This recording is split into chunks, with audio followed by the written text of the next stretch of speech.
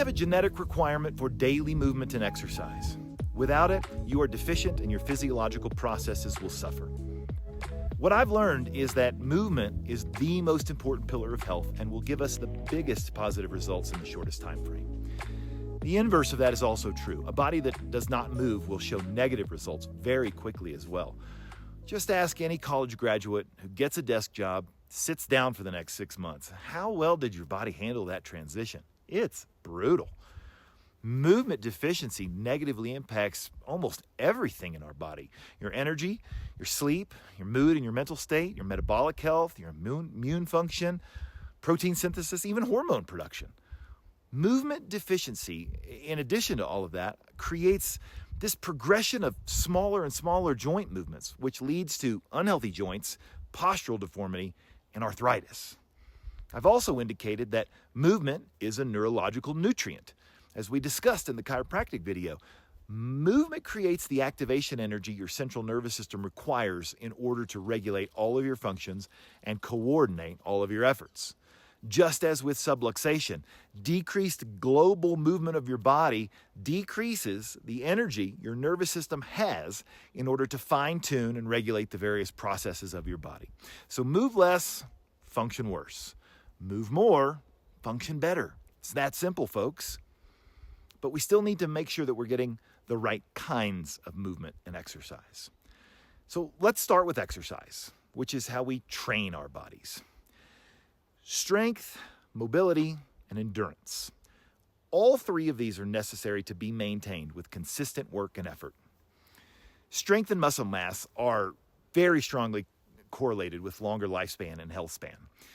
Dr. Peter Attia's book, Outlive, is such a great resource to dig deeper in some of these specifics if you want more information on this topic.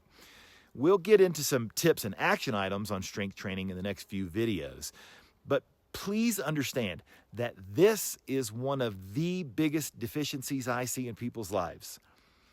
There is no single intervention that can lead to bigger and better results than strength training. If you aren't doing this regularly, then you are deficient and you are giving away years of life because of it. Now, mobility gives us a longer span in which one is able to train for strength and cardiovascular fitness.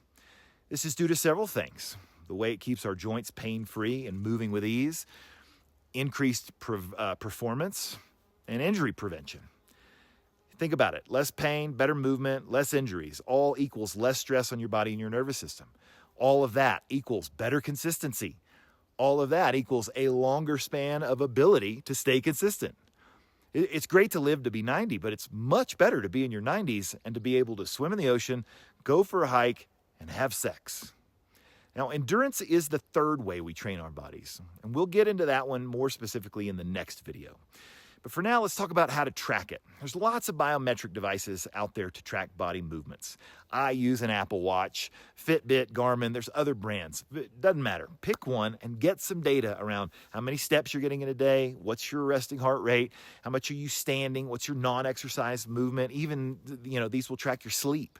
Peloton is also great because it helps me track the number and the intensity of workouts over a period of time.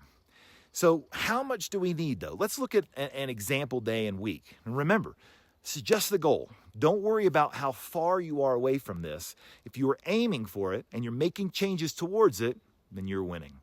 So in a day, we want to shoot for 15 to 20,000 steps plus 30 minutes of exercise, shooting for a 300-calorie burn, as well as much non-exercise movement as possible.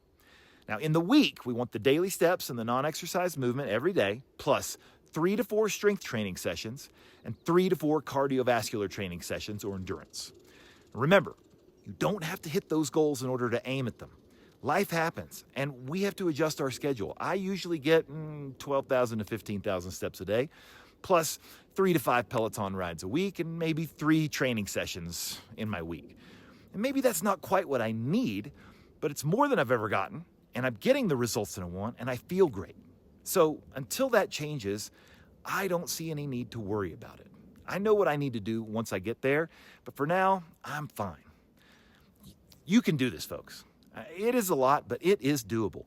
But it's important to remember that This is so much movement that if you aren't creating your daily and weekly schedules around this movement, then there's no way you're going to get it. The next few videos are going to help with specific inflammation, tips, and tricks. But remember, aim small, miss small. You have to aim for enough movement of the right types so that when you don't quite get there, you're still getting enough to express health.